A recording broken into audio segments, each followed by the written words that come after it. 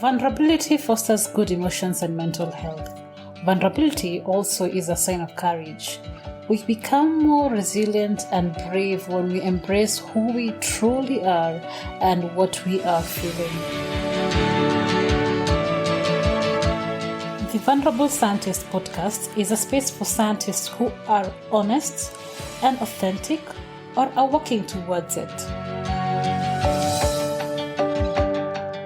Join the vulnerable space by either sending an audio using the link on the show notes talking about your highs and lows as a scientist, or by contacting Sarah Nyakeri, aka New Biochemist, to schedule a chat.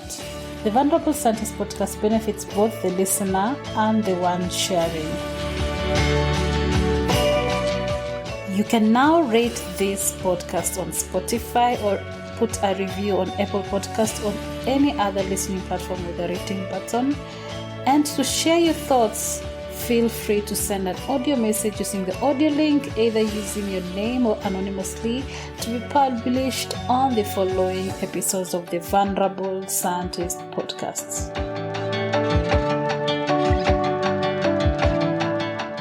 Are you wondering what I use to upload and store my website spaces? Host Pinnacle. I've been using it for over 2 years right now and it has never disappointed me. So host your website today using Host Pinnacle, cheap and affordable and reliable services.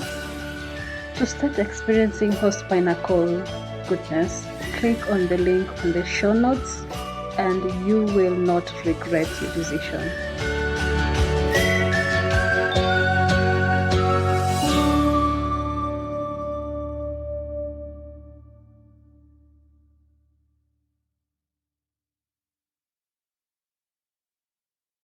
Belinda, I love that you're talking about this and I'm loving this conversation so far. And I just want to maybe mention something about the importance of having a circle that kind of understands you and uplifts you in your low moments. You mentioned that when you weren't able to pass your exams in the sciences, you were alone in that space. I don't know what really pushed you to still stand when everybody didn't seem to understand you or be on your side when you're in that low moment, because you're coming from a very high space to a space where everybody doesn't consider you to be doing great in whatever you're doing. So how did you come out of this? How did you come out of that spot, those low moments that you've experienced?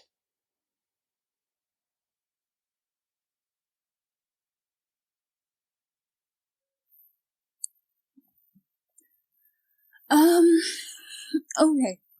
So I will say that for a while I didn't come out of it. For a while I was on autopilot. And for a while I was really alone. Right. I was doing what I was doing. I was just going to school. I just did what I needed to do. I don't have fees. Okay, find a job. Go to night school. I just literally lived through it for quite a while. But towards the end of part 2, right, that's when I met this wonderful person, right? His name is Leroy. He's my boyfriend right now. And he was kind of a bit of a misfit himself, right? He understood what I was going through. He had gone through that, and unlike me, he knew what he wanted, right? He knew, so he actually defied going to military school where his father wanted him to go, and he decided he was going to be an engineer, but even as an engineer, he wanted to do clean energy access for Africa, and he was so driven. He had the steps. He knew what he wanted to do in his head. He had the plans, and he told me that you're an exceptional person, right? And you should not let this one failure define the rest of your life, right? You can be all those things, right? And for the longest while, I would vent. I'll tell him how terrible my life was, how things are not going well. I remember attachment, hearing how absolutely unhappy it was, but talking about how amazing the work that my company was doing there and bringing access to medicines to people. And he helped me see. He was like, don't you want to be one of those people who make it possible for people to have access to medicines? Right? Don't you want to be the person that brings that change? Don't you want to be the person that brings that difference? Right? And that's when I started seeing myself in another light. Right? It took one person believing in me to realize that being a scientist was not also bad. There were so many routes in science that you could take. I may not enjoy the lab, but science is not so bad because science is the basis of the solutions. Science is the basis of everything, actually, in the world when we look at it, right? And application was what I was good at. So, why don't you invest in doing that? Why don't you invest in getting to know more on applying science in pharmaceuticals, right? I had a dream job that I wanted. This is the dream job that I'm talking about, MCAZ, being a regulatory officer. But it was known then that MCAZ only takes pharmacists because they want pharmacists who can assess medicine, see the quality and stuff. Right? But he's the one person that encouraged me to apply and not think it was impossible, right? So, in a sense, whilst I was alone and dejected and felt like, okay, when someone believed in me, right, I started believing in myself too. And they became my support system. And that was very important for me because all the while I was just going with the flow. Finish the degree, but I don't think even after I finished the degree, I would have known what to do afterwards. But he was a person that said, why don't you try a master's that focuses on pharmaceuticals, since you already have been to a pharmaceutical company, since you already saw that you could enjoy the application corporate side of it. Why don't you get a deeper understanding, specialization in pharmaceuticals? Because with biochemistry, applied biology and biochemistry, it's very wide.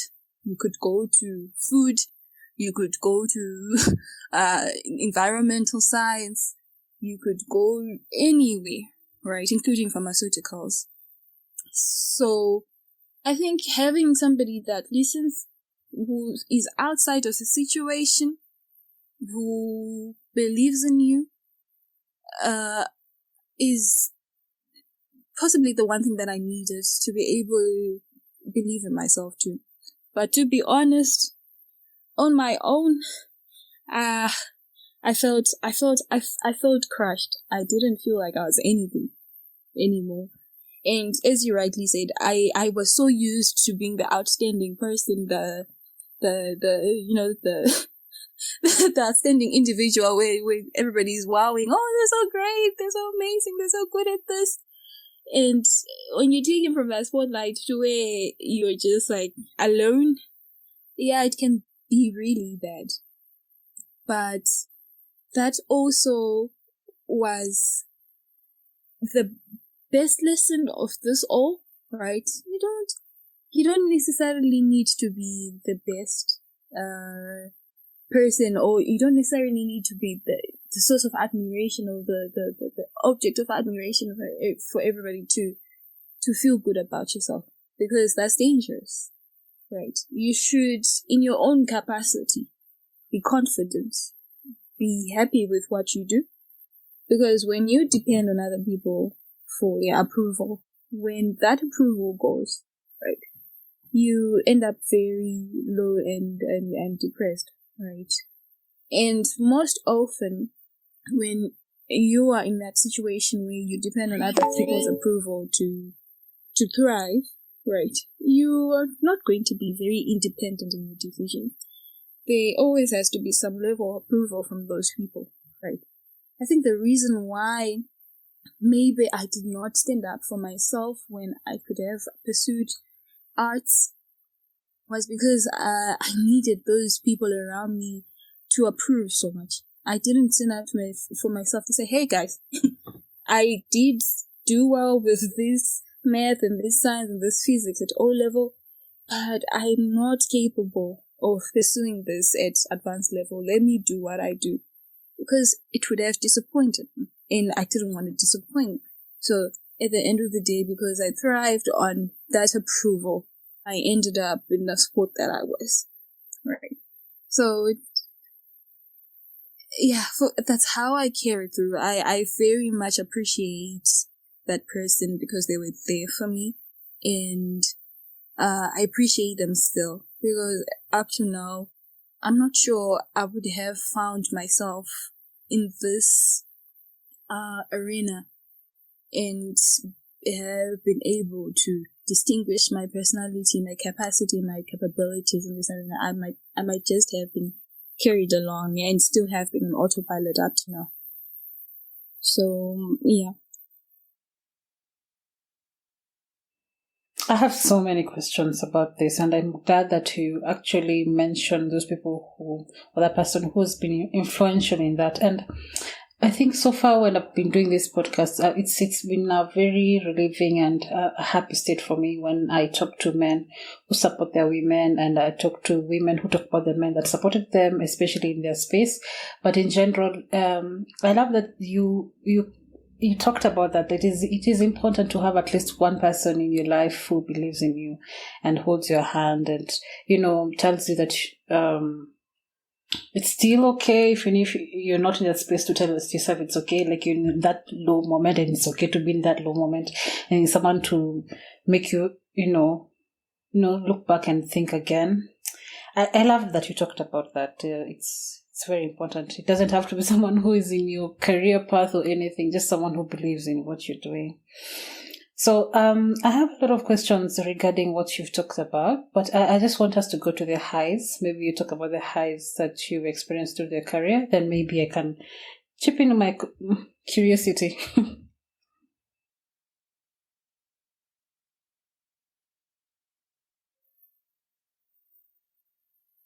Okay.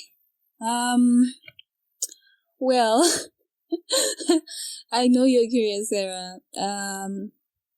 But I would tell you that I've been on a consistent high for a while now. I told you that I got my dream job. I'm at MCAZ. It's still a scientific occupation. So on a daily basis, I look at in manufacturer of a medicine, they will have applied to bring their medicine to Zimbabwe. And I look at it, I see the quality aspects of it, I assess the efficacy aspects of it, and I determine whether or not we could allow it for registration and use in Zimbabwe, right? It's my dream job. Why? Firstly, it's not in the lab. I'm sorry to those people who are passionate about the lab, but as a person, my personality does not resonate with that space. It's an office job, but I'm surrounded by my workmates.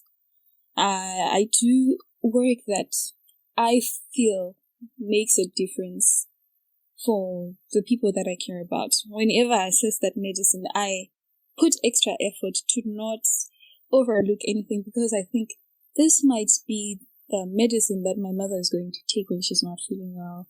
So I want to make sure it's of great quality. It works, so that there's no chance that it might not work for my mom or whoever I love or whomever anybody in the world loves who's going to have access to this. And the country has put it on my plate and in my care to make sure that these medicines are safe, so I'm gonna make them safe, right? So I effortlessly and with all my mind and dedication put effort in that, and it gives me that source of fulfillment that I'm doing something right important and for living people, not bacteria. Number two, this job, it's also my second high, right? But also on the same element. This job is my gateway ticket to the next steps that I want to go to, right? As a medicines assessor, right? I have, because I worked at a manufacturer of pharmaceuticals during my internship, I have experienced pharmaceuticals from the manufacturer, from the point of view of the person who makes the medicine, the company that makes the medicines. I understand the challenges that are there. I understand the loopholes that are there. I understand the things that need to be taken care of when you are there. Now, I'm in this space where I'm also exposed to being a regulator for the same activities. So now I've seen pharmaceutical manufacturing from both sides, from the side of the applicant and from the side of the regulator. And that means now I have got a bird's eye view of the pharmaceuticals industry, which is exactly what I feel I need to be able to understand manufacturing pharmaceuticals in the context of, supply for the people in Zimbabwe and eventually the people everywhere. All right, because my hope is to be part of an organization or to head an organization that will bring the first biologics manufacturing in the country, right?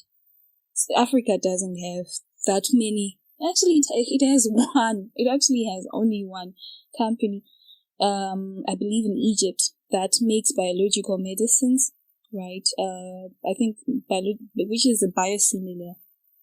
And my vision and dream is to be one of the few people that actively advocate and bring pharmaceutical manufacturing, biosimilar and biological manufacturing to Africa.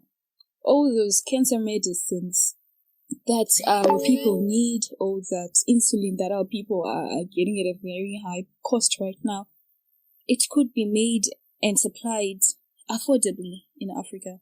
But we don't have access to that because because pharmaceutics is a tricky industry, it's capital intensive, people do not want to risk their money to invest in things that are very expensive because biologics, in their nature, manufacturing and supply of those, development of those medicines is very expensive.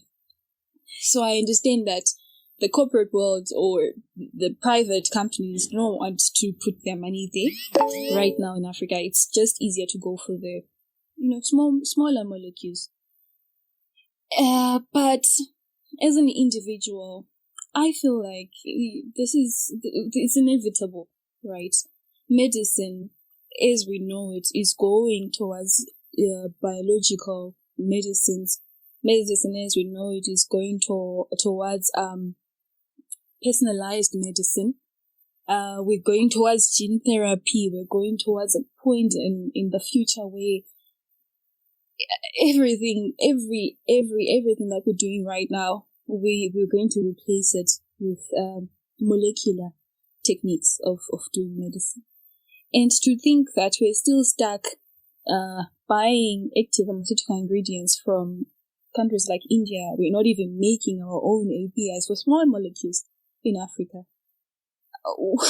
We cannot progress like that, right? And I want to be one of the people who are instrumental in bringing that change, right? And this place, this position, this job that I'm doing right now is my starting point. It's my entry point, right? Because it gives me access to the pharmaceutical industry.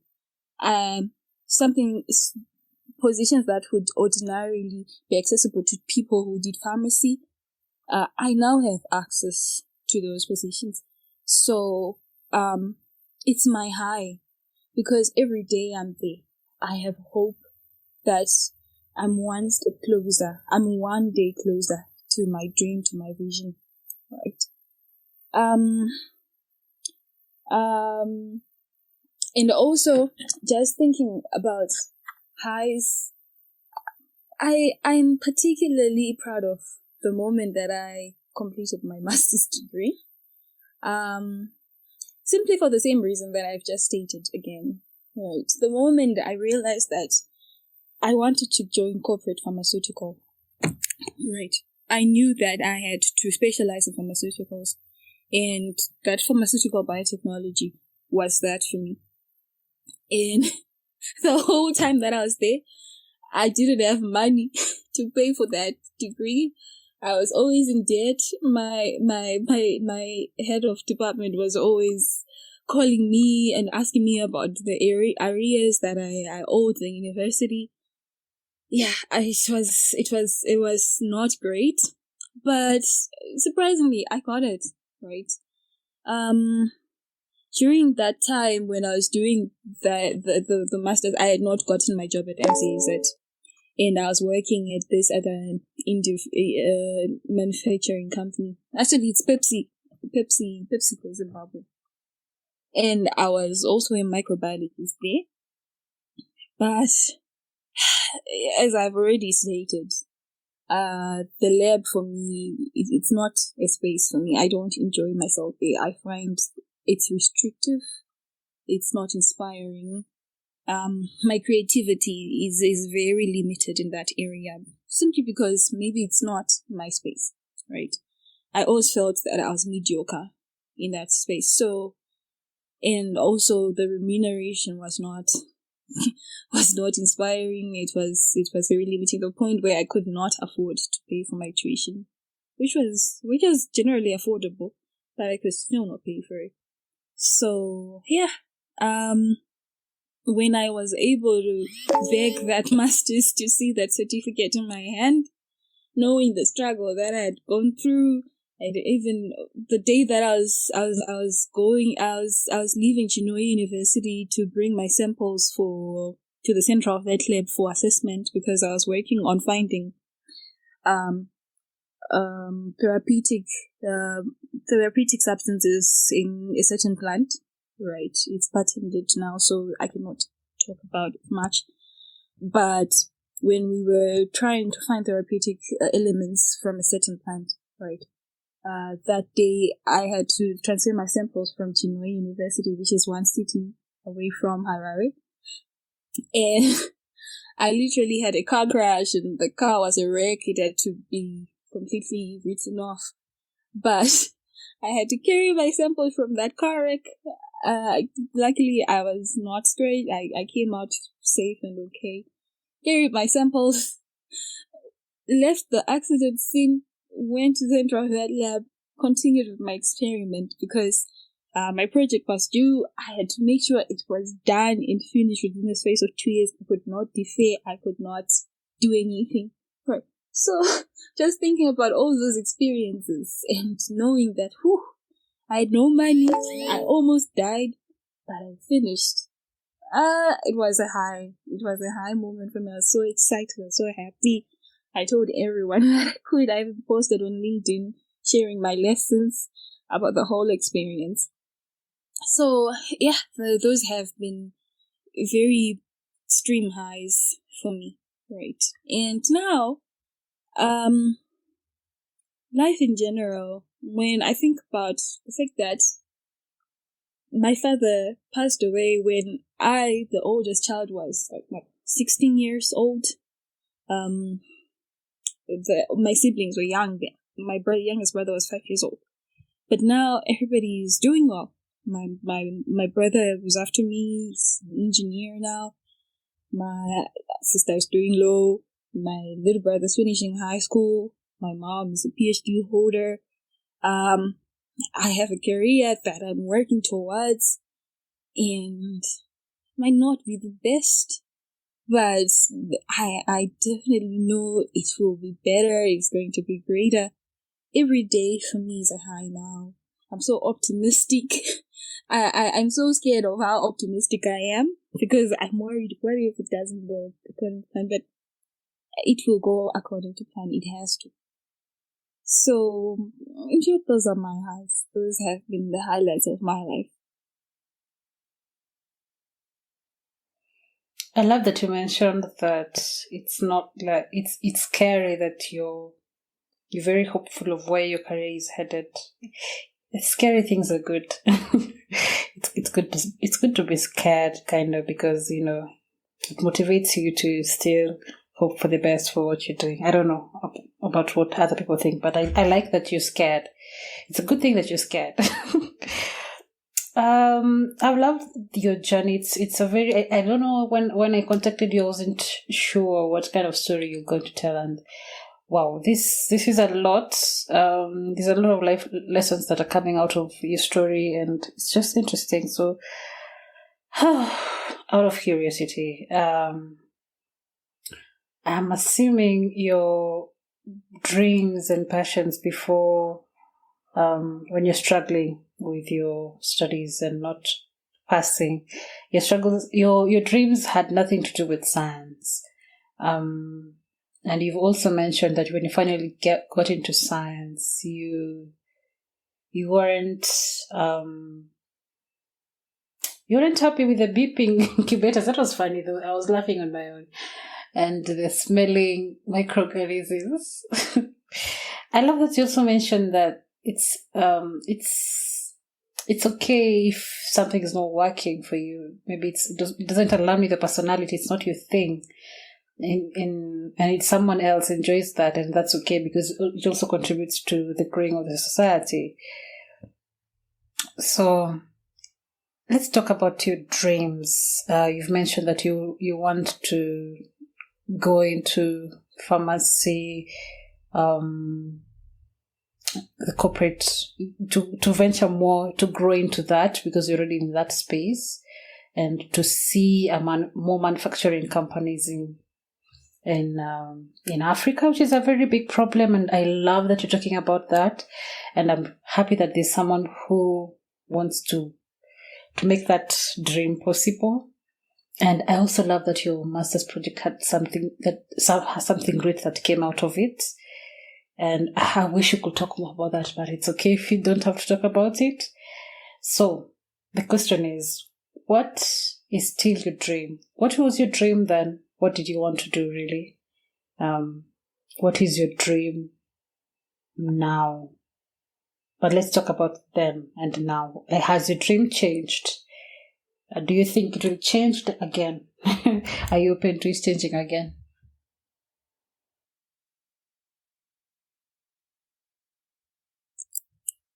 Thank you, Sarah. I will say this, and I will say it's categorically my dream is not set on stone because of the simple lesson that life has taught me. When you set your vision on stone and you set your dream on stone, and life does not necessarily go exactly as you plan, and you have not left room and allowance for things to change, you could get really lost forever and forget that there's so much that you can contribute and change if you are flexible and you allow life that's happening around you to have an influence on you, right? I will use an example of maybe COVID-19, right? Think of all the companies that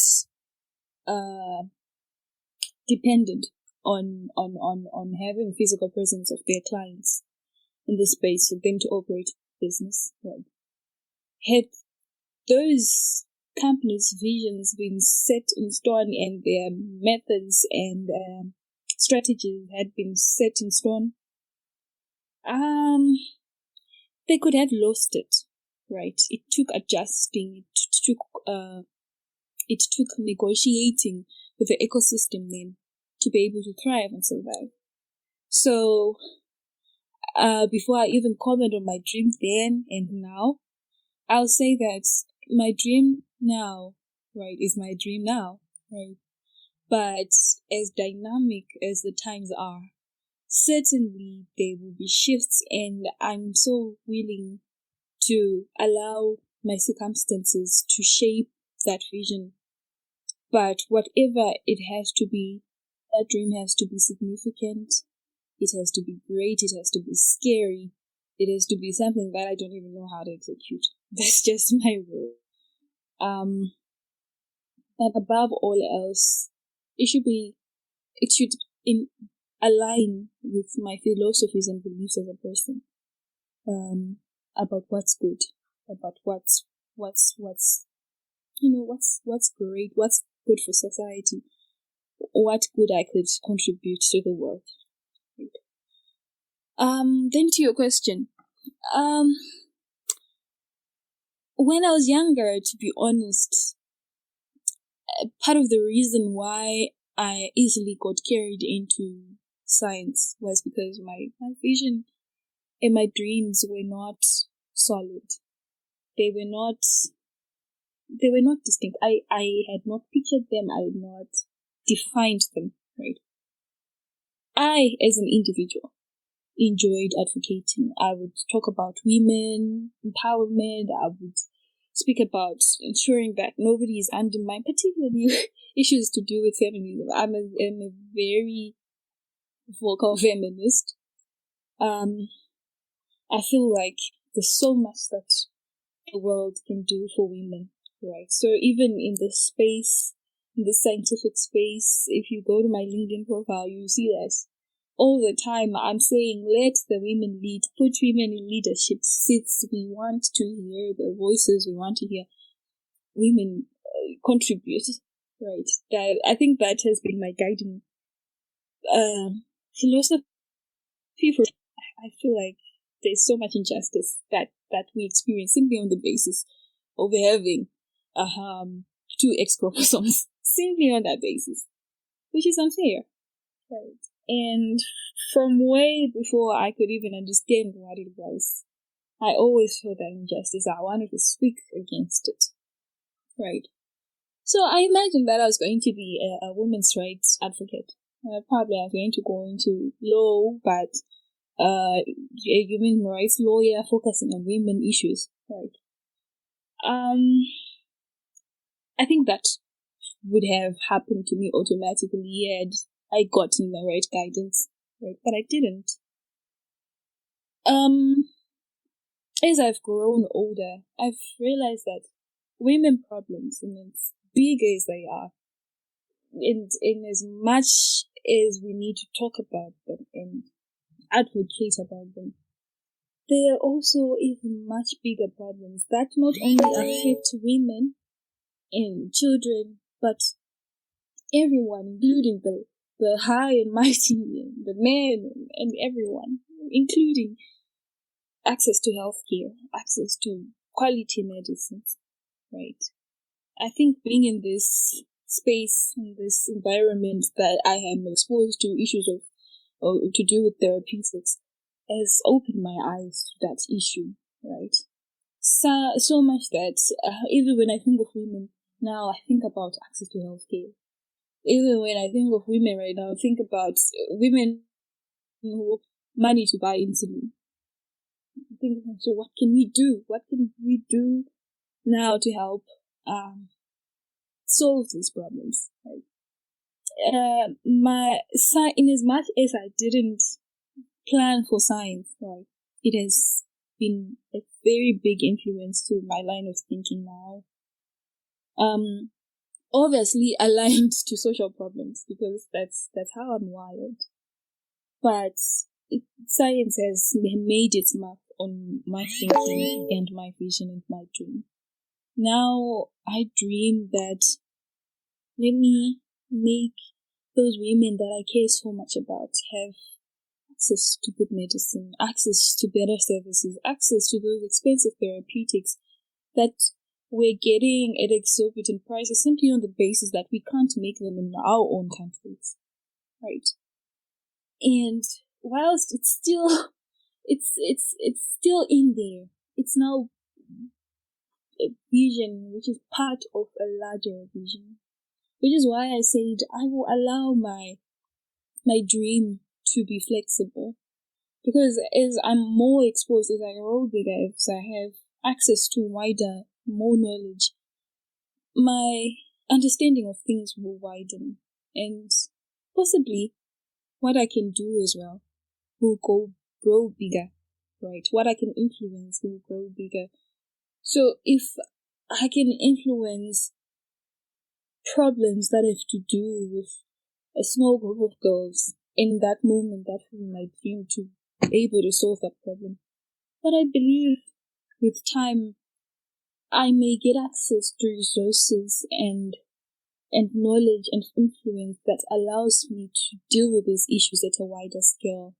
And for that reason, I should not be limited in the things that I wish to achieve and the things that I dream to get, right? So, whilst my dream then was to tell the whole world why it's unfair that women don't get as much for the same jobs as men, that women with the same capacity don't get the same access to facilities as men, that women don't get listened to. Now, I feel like I could make life better, not just talk about it, not just highlight that problem, but bring a solution to one of the biggest problems that women and everybody else is facing at this moment in time. So, and I believe that in the next 10 years, I'll be talking about a whole different set of problems. Bigger, wider, still involving the same people that I care about, because what you care about is what you care about anyway.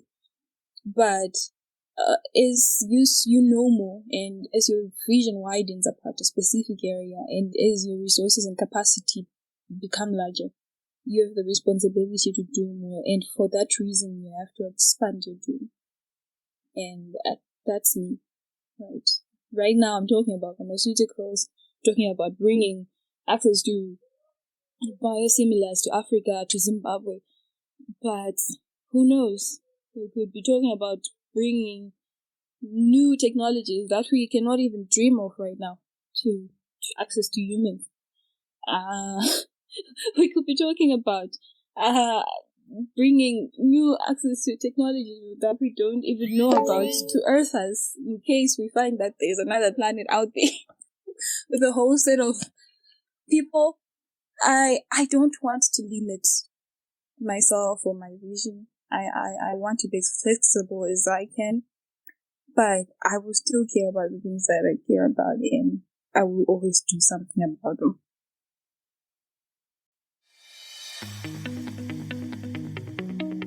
Do you want to start your own podcast? Start with some simple gear that you already have and a quiet space. Simple gear includes a microphone, editing software, and host of your podcast. Simple microphones include the ones on your phones and computers, or a simple recorder, which you can upgrade later. For the editing software, I use Audacity, which is free and simple to use. Buzzsprout, which over 1,000 other fellow podcasters like me use, is one of the podcast hosting providers you can use. Buzzsprout has helped me link my show on every major podcast platform. With the endless number and regularly updated tutorials and good customer service support Buzzsprout offers, my podcasting journey has been made easy. Following the link in the show notes, let Buzzsprout know we sent you, gets you a $20 Amazon gift card if you sign up for a paid plan, and helps support our show.